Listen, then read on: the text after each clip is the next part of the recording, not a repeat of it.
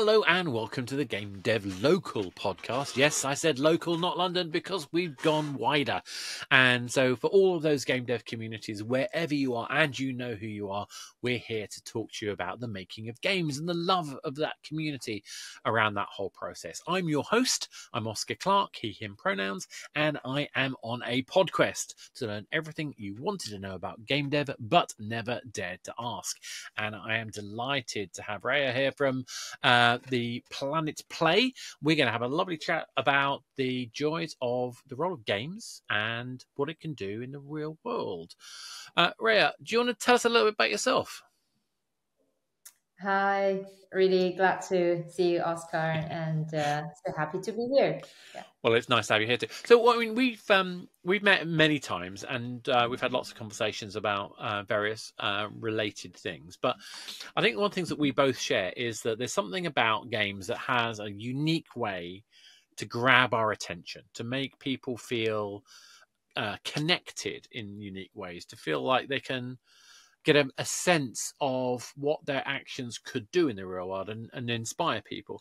Yes, for every positive, experience there are the shooters and things like that, but even a shooter can still have a connection between the way that we think, the way we move, the way that we can improve our hand-eye coordination.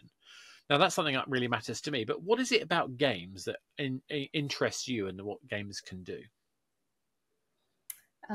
Yeah, that's a great question to start, actually. So I think when we play games, a lot of time that we're looking for joy, right? But actually our perspective all actually transit into the games we play. Yeah. So I kind of like one example. For example, last year when we worked with Lockwood Avakin Life, it's kind of like a fashion game. Yeah. Metaverse social-ish. You're thinking about people changing different clothes and represent yourself into that game.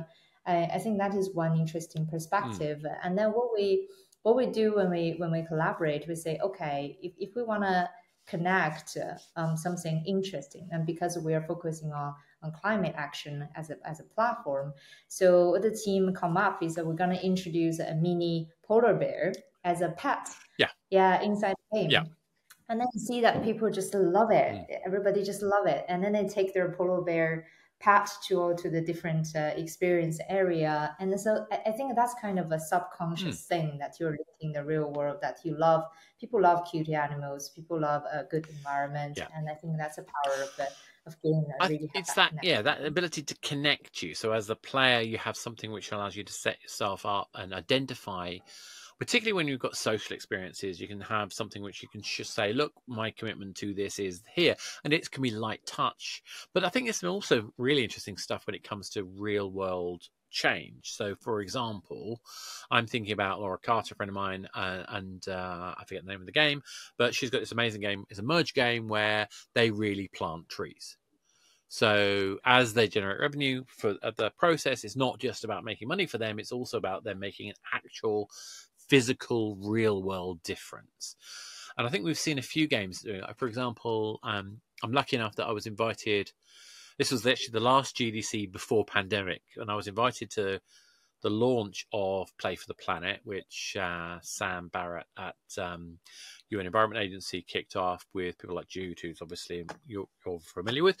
And in that room, there were people from King. I think there were people from Supercell, if I can remember correctly, people from Niantic.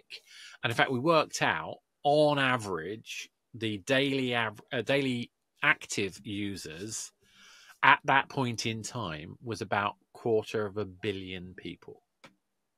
Now think about that. So when you have organizations that have this level of reach, I think that games can do things where people are doing, they're acting, and they are inspiring people, whether it's real world activities or aspirational activities, to have a conscious awareness of the impact that they're having. I mean, yeah, you're absolutely right. I mean, and I think you touched on a really important piece is the scale, right? When we talk about games, and this is actually the reason that when UNEP starts to actually talk with the gaming industry and start an alliance, and that's also how we actually see what we can do actually can leverage that power too.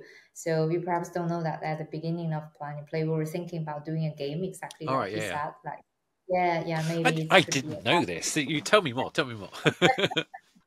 yeah, so we thought about making a really interesting game and casual, and then of course that's the game. If it's successful, it will make money, and then we're gonna support all the local charities, so whatever the game travel to in game. But at the end, that we broadened the idea because we see there's so much opportunity. So with the existing games, and like you said, that the reach daily active users are quite insane. I think the newest data is 3.6 billion people around Yeah, I around mean, the world it's playing amazing the games. number of people playing it. But the thing I thought was interesting was that it was the people in that Mhm. room who had that quarter of Yeah, a billion. Just that 20 odd people could have that. just that. At that point, I think we were working with a team called Internet of Elephants on a very small game, which never succeeded, sadly.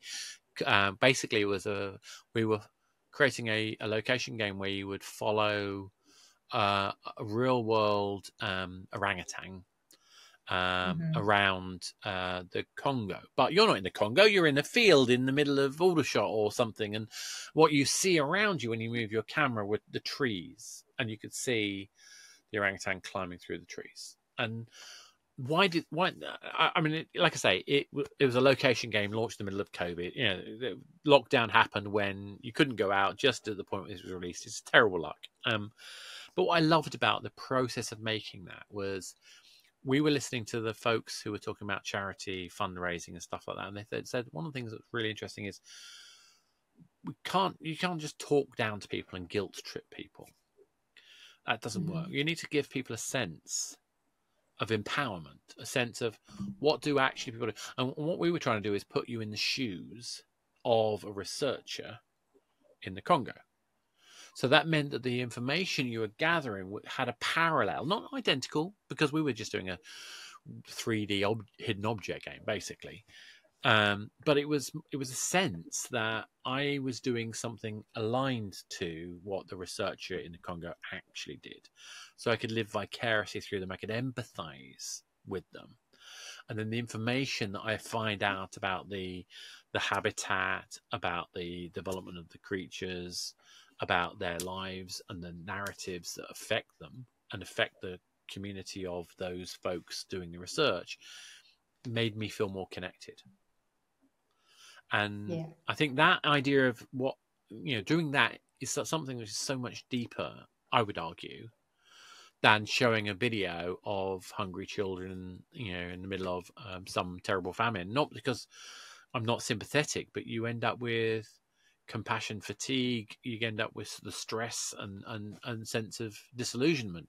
Whereas if you can have a sense of empowerment, I think it's more effective. I mean, what do I know? But from your experience, is that true? Is there something in that? We definitely see that. So, and this is also what we're trying to do is provide this positive sentiment in people that we're not doomed. Because if you read some of the publications, and a lot of times it's play guilty on people, and people got scared. But after a certain amount of time, people just got numb, and then you really have to actually think about other ways to scare people. But Yeah. that's actually really not the most effective way. No. So what we see is that basically there are two ways that you could mitigate climate change, or say our planet environmental issue. One is really think about how to save it. One is adapt it, Yeah. adaptation. So although that we're working on two at the same time, but for me and also the work that we do, we're very much focused on mitigation. So we think we still have got a solution. What really encouraging is actually, I don't know if you know this, UNDP, every 5 years, they need to encourage countries to submit a commitment to lower their carbon Yes, emissions. sorry, yes, I don't know what you mean. Yeah, yeah. Yeah, so that's national determined Yeah. contributions. So in 2020, in 2015, that was the first one when Paris Agreement Yes, practical. was Yeah. actually launched. And agreed and say, okay, let's do something, and we're gonna lower this emission. At that time, and the gathered goal averagely can reach to a level of 3.5 degree warmer than pre-industry level. So that is actually quite terrifying. Quite. A lot of animals gonna die. Yeah. Yeah. But what really encouraging is by 2020, and after 5 years of really working, and we see again, okay, this country submit again, and then we see, oh, 2.5 degree now. So Yeah. it's actually shed off 1 degree. So what's the next step is really by Mm, 2025 get that goal down to 1.5 mm, degree. What I really like this is because if you see that people putting effort in it, there is change happening. yeah. And of course, the commitment and the results still have a gap, but we're working on Mm, that. So I think we should all encouraging people to think from the positive side, and also the action that yeah. people take. If you see, okay, your action actually helped someone in real life, or helped an animal in real life, and Yeah. then you feel good about Mm, yourself, and then it's encouraging you to do more. yeah. It's kind of the same dopamine Yeah, effect. I think that's true. So, I mean, I think the other thing though is I think I mean, obviously, let's just get out there. We're talking about climate. We're not talking about weather. When we talk about 1 degree, it doesn't sound like much, but from a planet-wide average, it's exactly. phenomenally important, and that 1 degree makes a huge difference. So when we see the range and the extremes that so I think there's no doubts anywhere, except for vested interests, that this is having a profound impact on lots of people's daily lives. Whether it's flooding, whether it's deaths in heat waves, deaths in cold, all of these elements are affecting the variability of weather, but it's a effect on climate. So the science is clear, and I know it's obvious to us because we care about these scientific principles, but I want to make sure that Mhm. that statement is there, and I'm very happy to defend that position to anybody. I just point them at papers, right? But let's step back from that. So why then? Again, I'm just because I think that we can make a case, because some people will then take another argument against the kind of aim to do actions, a positive, social focused activity in games. I think some people will resist that and say, well, just by playing a game and getting a panda, what am I doing? And I think that we are doing something. Well, I think we're making a statement. I think we're making an affinity, and I think it affects the way we communicate ourselves with those around us. And I think that ability, even at the lowest threshold of just having a pet that I've unlocked, the purpose of that pet being specifically named as this variable, this it is about showing off affinity to, say, wildlife, showing off affinity to preventing deforestation. They have meaning beyond the simplicity, in my opinion. But is this true? Is this, from your point of view, do you think people are getting, do people understand that? Or are we seeing people just slapping a green thing on and hoping for the best? Mm, I think this is something that we're missing Mm, before. Is really, if you think about people doing action mm, and where that action goes, right? Rarely can people really track what their action means in real life, and especially what the cumulative effect. I think that's the really powerful thing. You might do actually one little thing, or say you donate $1 to save a turtle yeah, on beach, but actually if you do that every day, or if a lot of people like you are doing that together with you, that cumulative effect is quite astonishing. yeah, So I think that bit is what we're missing. And sometimes when people say that, oh, against doing social good in game because mm, we're trying to escape not being educated, I think it's two part. First, the thing have to be authentic. yes, You can't actually just put it in front of people's face. You have to good. I'm coming to play games, right? I don't want to be harshly educated. So you no, have to be cute, have to be authentic. yeah, You have to feel what the players want, and this is something that when we do activation with game studios, super careful about it.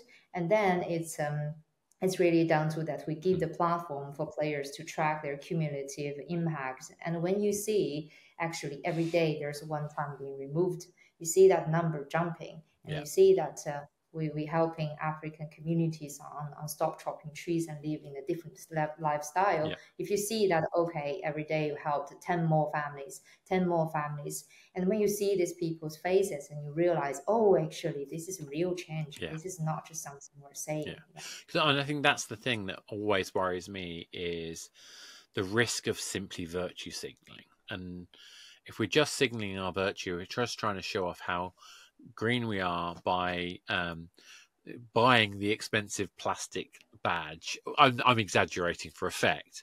We're doing the exact opposite of what we're claiming to do, and I don't think that anyone here is trying to do it. And I think it's interesting to think back to some of the game teams that we know are really into this sort of stuff. So I think it's I think Hutch and I think Space Ape in particular have been amazing at trying to make sure that they focus on, really living their variables. Things like trying to become a zero emission company, or net zero emission company.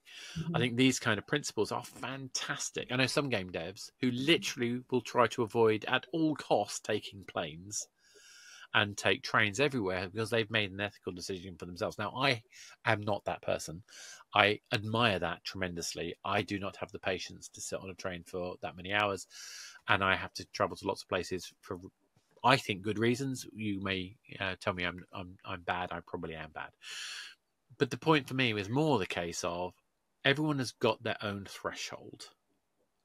Everyone's got their own ambition. But when we're talking about potentially billions of people becoming connected to the ambition of having a sustainable effect, even those small elements can be massive, in my opinion.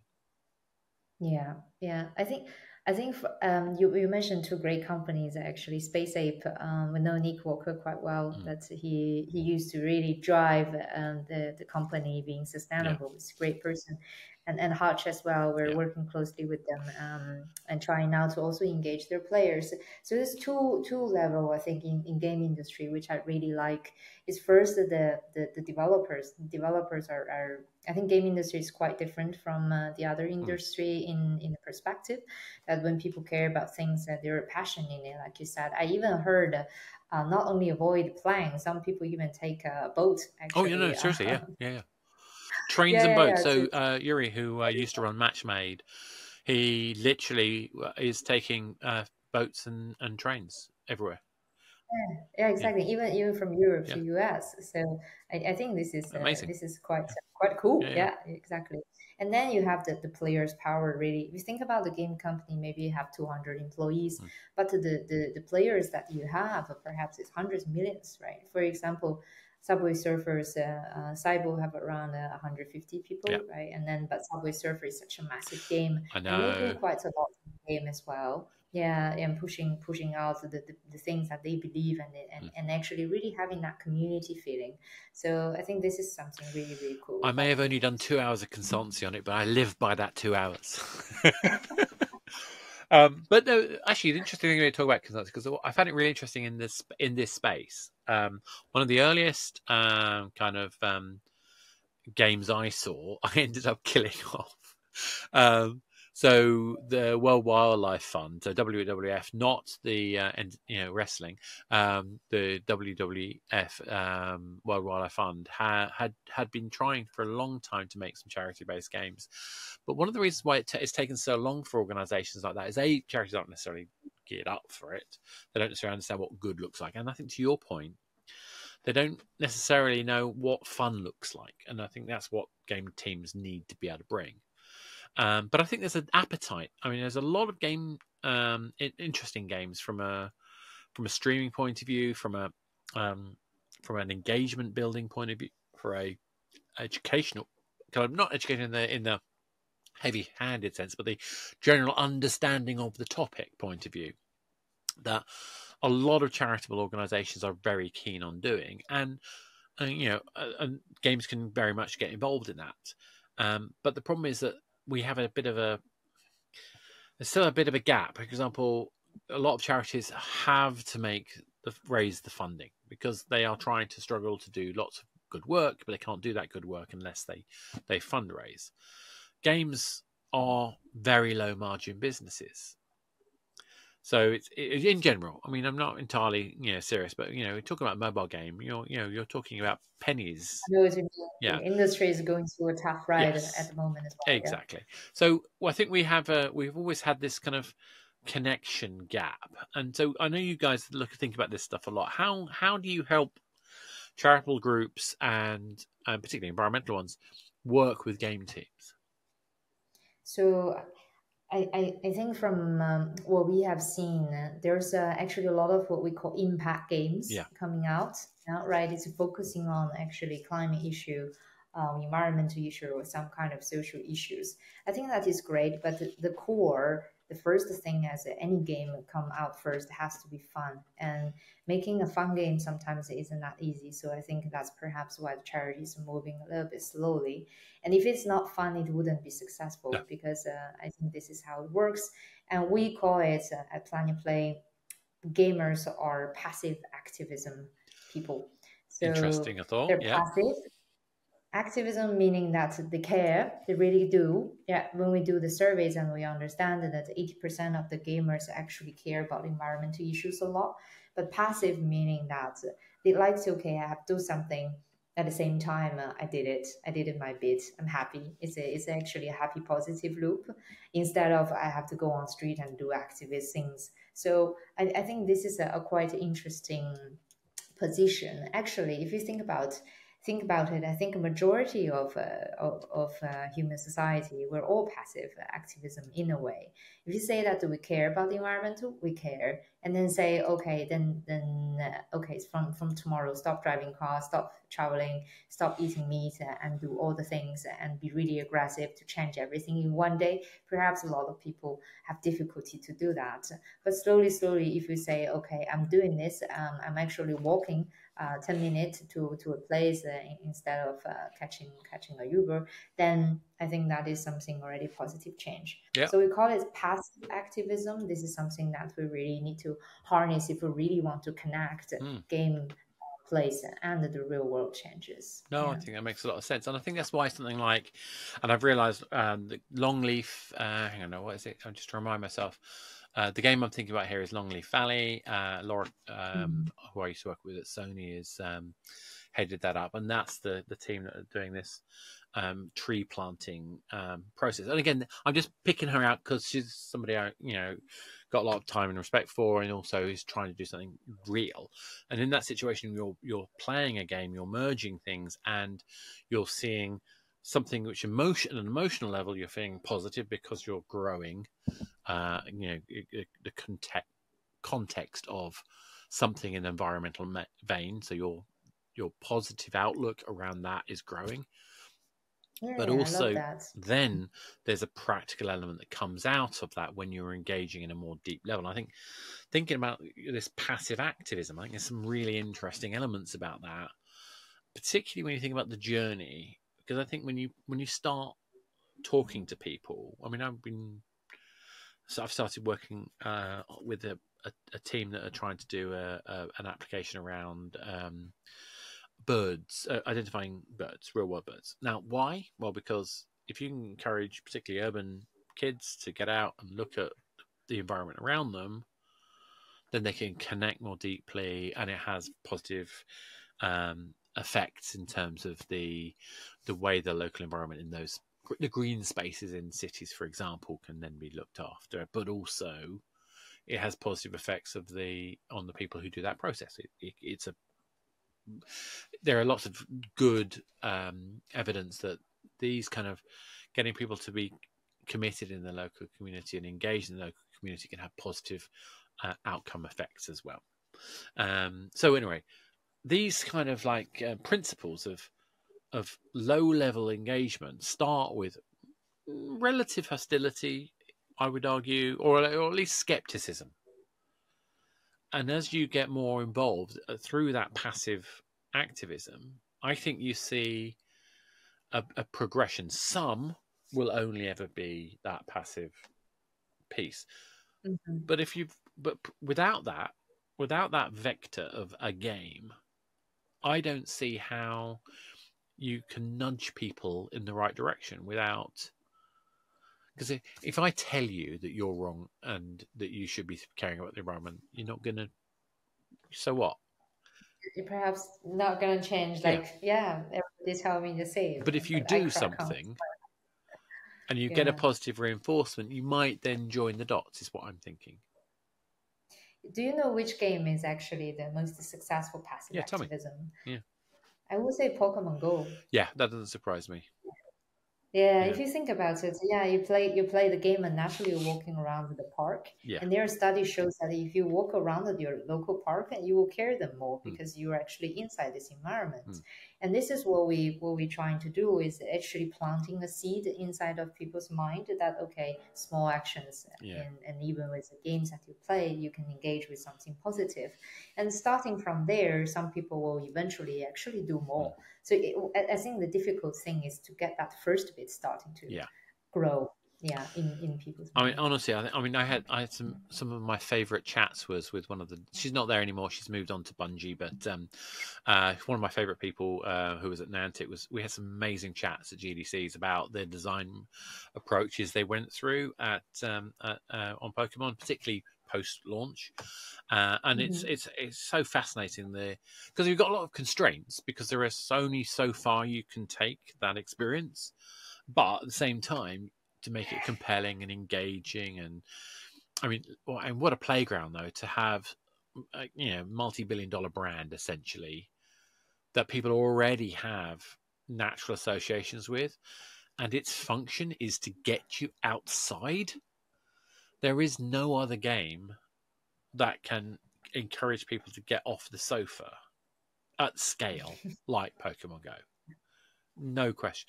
But am I right? I think I'm right in saying that they did a whole section where you had people going and doing like beach cleanup or something like that. Was it Yeah, Pokemon Go? Yeah, yeah, yeah. yeah, exactly. I think they recently have done one on Earth Day. Mm. I think reached out 3.4 million people. I mean, think about that: That's 3.4 million people, not just playing Pokemon Go, which we already know happens, but they actually got out and did some beach cleanup in the process. yeah, yeah, exactly. Isn't that Yeah, amazing?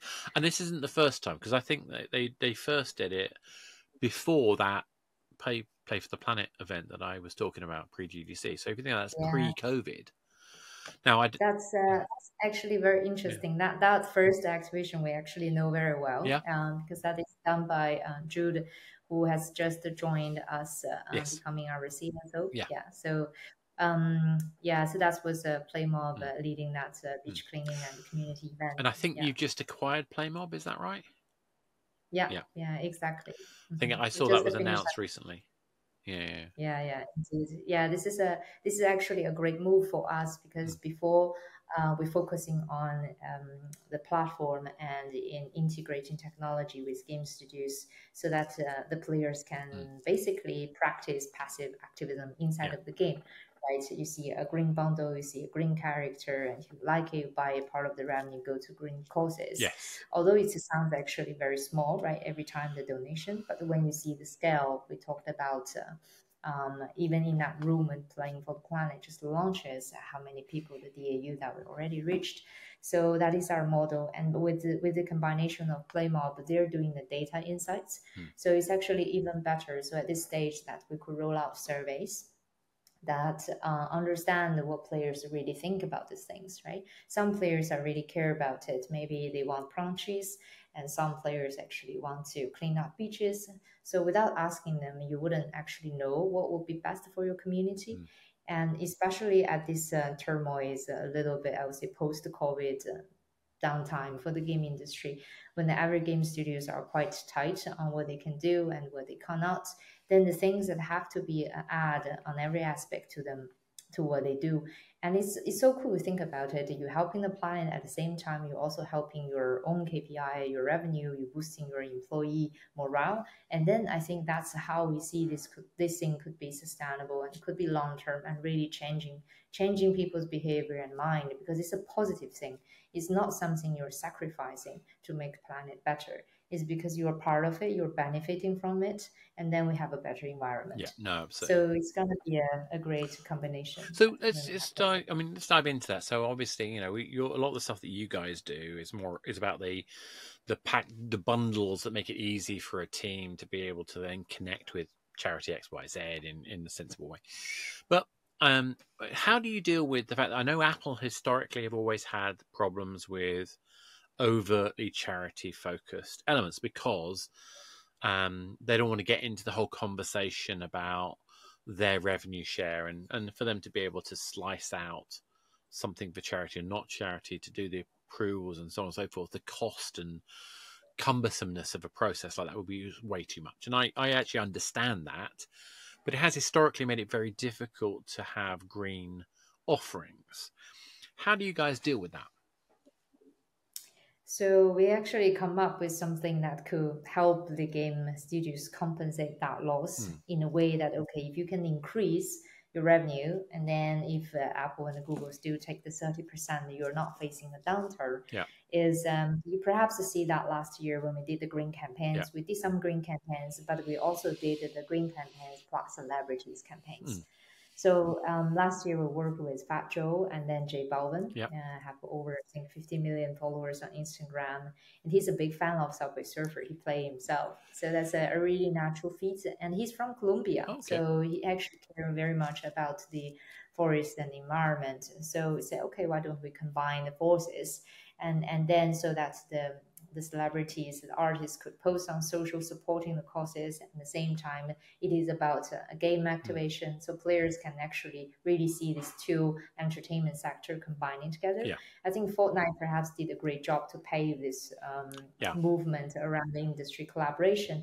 And now we're also catching the wave. For example, this year, one of our major campaigns called Make Green Tuesday Moves. What does that mean is that every month on the first Tuesday, the joining game studio can do whatever you want. You want to do in-game green bundle, you wanna provide promo codes, you want to do events, or even your PC games that you want to sell your games and support the climate action.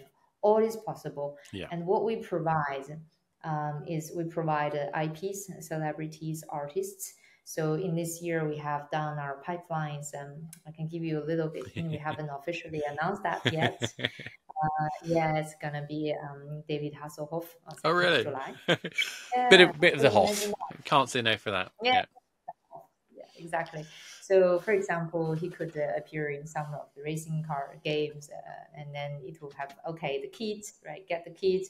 So all of this excitement around players. So first, maybe the retention, the re-engagement rate for the game could be quite high, right? There's some interest is going on, and second, that you have opportunity to reach out to more players and solve some of the UA problem.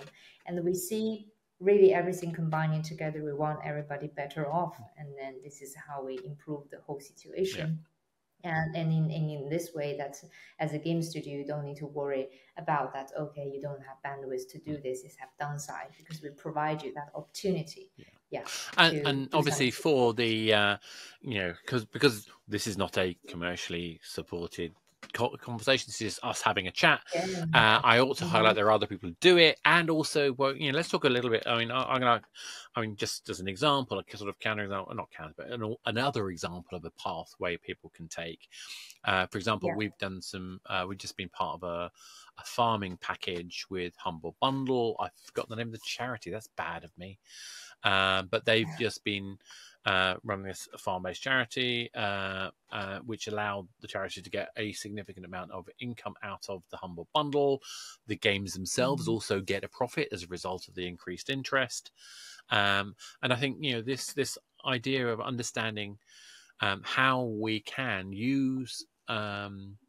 Not use. This is the thing. It's not a question of using. It's a question of unifying the core underlying messages with the desirability for a core audience, so that we can actually contribute to a successful charitable or environmental impact. And I think that is a completely legitimate thing to be able to do, because at the end of the day, there are great ways that teams can work by changing the way they work internally.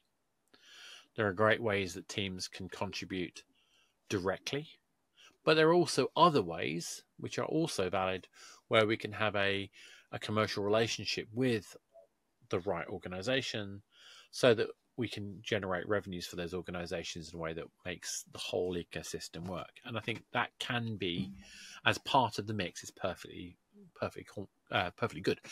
And because you can hopefully you can tell why I'm saying these things, because I know that there are some people who find the idea that anyone is making profit out of a process like that might be, are they actually supporting the charity, or is it just some sort of cynical thing? I don't think it has to be cynical. I think it can be done No. very well. Yeah, so this is actually, I think it's a long time saying, right? Like doing good by doing well, Yeah. right?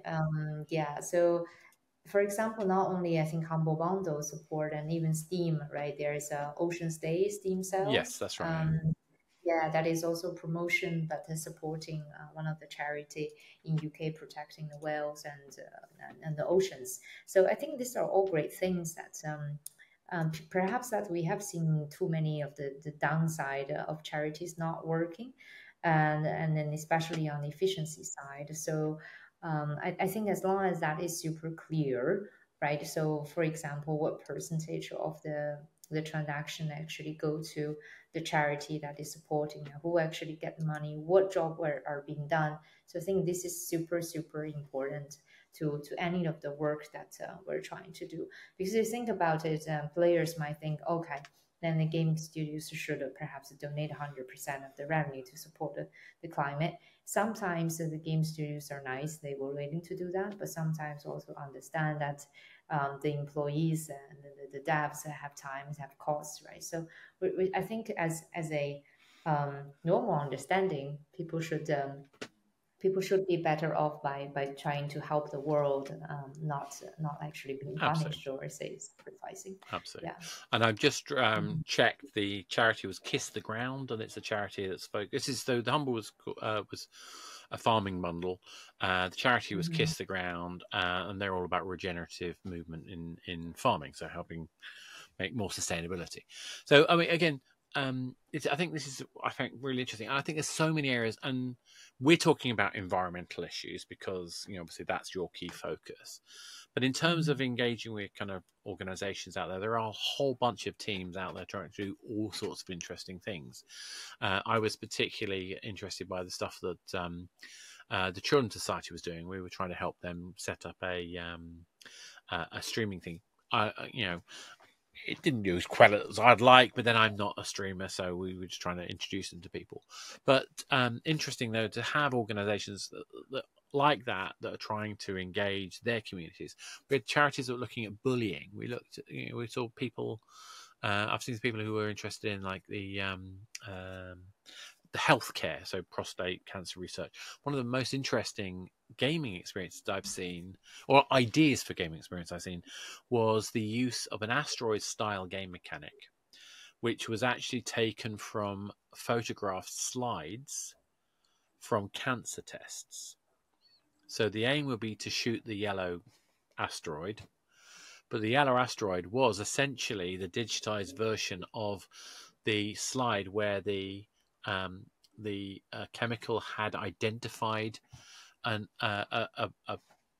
bad cell, and therefore by playing it as a game, you could go through huge numbers of cells very easily, very quickly, and then anyone who identified a cell that was shot, that could then be sent as the priority to be looked at by the actual analyst. Because there's so Yeah. many slides to go through. How do you prioritize them? Well, what if you can use that a gameplay? Now, don't get me wrong, there were issues in terms of how good the game was, but at the time, and this is 10 years ago probably, that sort of thing, that it was really innovative. But then you've also got one of my favorite ones was a game called Sea Hero Quest. And that, I mean, honestly, it's just brilliant. Basically, Sea Hero Quest is all about Alzheimer's, and essentially was done with the Alzheimer's Research UK, and the team behind it, Glitchers. Honestly, they're just fantastic. And what you do with that is you try to follow a journey in VR. By doing that, you can actually test someone's cognitive ability, and it is turned out to be a predictor of issues to do with dementia. Yeah. Now, I like that because yeah, I actually talking about the VR, that remind me of two games that last year I saw that showing on the Games for Change event. oh yes, So in the game is that actually you have the VR headset, you play a game trying to catch balls, but actually the simple game is designed to help the patient that do a little bit recovery exercise. So instead of doing it super boring and you have headset and you're playing the game, yeah, I think that's really, really cool. And the other thing is that I talked to a team in GDC. I think that this game is already a massive success, but I just learned it recently. It's called Trees. yeah, So instead of actually wandering inside the forest as a human being, you are actually a tree. And you are growing. And imagine that you get taller as a tree, and you have branches spread out, and you're enjoying. And it has a little bit education at the end because suddenly you caught fire. And how do you know that you caught fire is actually by smelling it. So it's like a full yeah, experience. Suddenly get panicked thinking like you're VR and you're on fire. This is how the trees feel when they caught fire. I think that's really, really smart. yeah. And and But again, isn't that just showing that this is, I think, the joy I have with the games. Now, we can look at something like Tetris at one level, very simple pattern matching experience. We can look at things like Last of Us or Uncharted, where it's all about the narrative arc, or the MOBAs of this world, the League of Legends or whatever, where it's all about the intensity and the speed of reaction. The range of things that we can do as human beings through games are ridiculously interesting. And the fact that we can then apply that to direct real world experiences, whether that's virtually, as in I'm educated about it, whether that's practically, like Tree Speeds are doing with their game, so that I'm actually doing something in the real world, whether it's as an organization like the Hutches and the Space Apes of this world, who are trying to make sure that they live as a team what they're trying to be. I think all of these angles shows that of all things we can do as human beings, games allows us to demonstrate incredible range of options, and it's just down to us as designers to tap into the ones that matter to us, and that we have the budget and skills to deliver. And I think a lot of that just comes down to the imagination and the fact we don't have to do it all ourselves, the fact that we can engage with outside parties, whether that's through organizations like yourself or directly. I think people understanding that is always an option, I think, is really kind of key.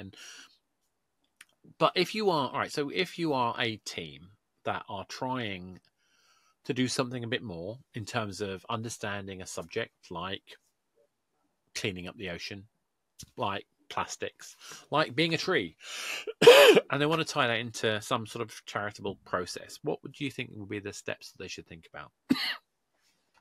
I think getting the intention to do something is really, really the great first step. So really well said. And as you said, you don't need to actually do all of that by yourself, right? Especially that you already have a lot of core things that you need to focus on. So at this time, really talking to other people who have experience this space, whether it's other team, other developers who have done it, or talking to an organization like us. Actually, we're not for profit with a mission, so we're like super happy to always give a bit advice on things that you want to do. One thing we're recently trying to do is also tapping into that area. It's a consultancy package, so especially for the teams who are interested in doing some sustainability work and doesn't know where to start, we can help.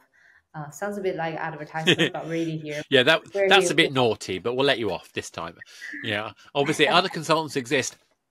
Um, but yeah, but at the end of the day, though, I think the thing to me is I think you want to understand what it is you're trying to make, and understanding what you're trying to make can include what you want to communicate. I'm a big fan of thinking about things in terms of not just in game flow, but also learning flow. So I'm thinking about things like Bloom's taxonomy, where we've got to think about. Again, I'm going to butcher this because I'm not an expert, but do we remember something? Do we understand something? Can we apply that thing? Can we communicate that thing in such a way where we can help other people to understand and apply it? There are kind of different stages that we can think about. And I think in a game, we're at different stages in our development process. Can we engage people? Can we get them to understand it? Can we communicate ideas with them? And how do those ideas contribute at the end of the day to them having a better experience? And I think we've got to still be game first.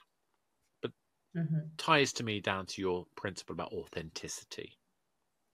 And that authenticity can directly go all the way from me sitting having lunch with somebody, and the next thing I know, our game is in a bundle raising money for charity somewhere. I think that sort of thing can be really powerful and interesting. So 100%. in terms, so is there ways, can we demonstrate that this has had an effect? Can we, do you know if there's any way? Because I know if you look at first-person shooters, if you look at various other games, particularly games like EVE Online, we've seen people being able to directly say, you play a game, you get these skills. Now, obviously, here we're talking about more than that. Is there any evidence at the moment we can demonstrate an increased level of awareness or at least increased level of activity amongst people who've participated? Yeah, this is actually a great question, because from what I know, a lot of people are trying to actually get more data around this. For example, Sony is doing something with Oxford. This is led by head of sustainability at Sony, that he want to see whether first film, for example, does it actually change people's behavior right before and after watching the film, understand a little bit how they feel, but it cannot be biased in any sense, right? So I think that's a very interesting study, right? Seeing the reaction before and after. And the other thing that what we are trying to do also, for example, back in I think it's 2 years ago, when Playing for the Planet did the Green Game Jam, and then there is a survey launched before the jam and then after the jam, and then you see that if there's increase, there is, although actually it's a little bit small, because if you think about it, people taking Green Game Jam survey, they're going to be pretty biased already, aren't they? They're biased already. So we were kind of trying to find a bigger sample group, right, to understand that, like, basically this is not Green Game Jam. This is something that you just randomly see in game, right? And before that, you have no idea, and after that, okay, do you actually change it? This is the thing that we're trying to do with UNDP on our upcoming projects. I can't reveal too much yet. It's still in stealth mode, but the idea is really there. Yes. But again, what I really encourage people to think about is, what are they trying to do with the game? Make sure the game is enjoyable. And if you have, whether it's political or educational or environmental objectives, think about how that fits in and makes that game experience better. Because I genuinely believe that tying this in to your game experience can make your game much more emotionally engaging, much more beneficial, and in particular, the resonance that it has can also have an impact on retention. If I believe that this game and my fellow players have contributed to the world, my affinity to the game and those players will increase.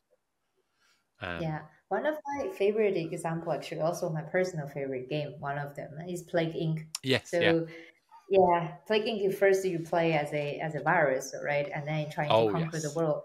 There's a lot of education element in it already, and then you see that environmental impact, all this. It's a great game design, great game. And then during pandemic, then you think, okay, this is a little bit ironic, right? I'm playing a game and there is literally a virus actually going across. So what the team did is that I think they worked with forgot which organization, but what they did is that instead of you being the virus trying to conquer the world, you need to invent the cure, invent the vaccine, before, right, that happens. Yeah. So I think that they definitely see a great effect of that. So that's why the team is looking for more of this kind of storytelling inside of the game. Yeah, and Endemic and James And are then it's just great, yes. fantastic people. James is a fantastic guy, and I'm really impressed with what he did with that game. Yeah, And I think, was he working with Miniclip or something? I can't remember. Anyway, but the point is that I mean, obviously that game came out long before Pandemic, and exactly. the humor in it, the irony in it Oh, was fantastic. yeah, And in some that ways, is. it could have gone very badly for him in the actual pandemic. But I mean, I think they did a really good job of that anyway. But the point is that it's weird because I can't play the board game Pandemic, not the same game, different people, but I can't play Pandemic, the board game, anymore because it's like too real. But anyway, this is again why it's interesting how we can explore ideas with game design and development. We can explore how, I mean, frankly, if a game can help people think more positively about why we do something as straightforward as um, brain freeze. Anyway, the remedies, inoculations to such diseases. These are such obvious things that we need to be able to do. We need to be able to, deal with medicine from a scientific point of view, and we've had so much fear mongering. I think it's really fabulous that there are games like this that make you think, that make you want to explore, that allows us to poke fun at the process. And I think that means that when we do get real information, we can take it more seriously. Anyway, on that note, I'm going to say thank you very much. So, Rhea, can I just, if people want to get hold of you or find out more about what you guys are doing, what's the best way for them to do that? Yeah, thanks, Oscar. So just visit planetplay.com. We also have a partner site. It's called, if you just Google partner PlanetPlay, you will find out that what we do is game developers.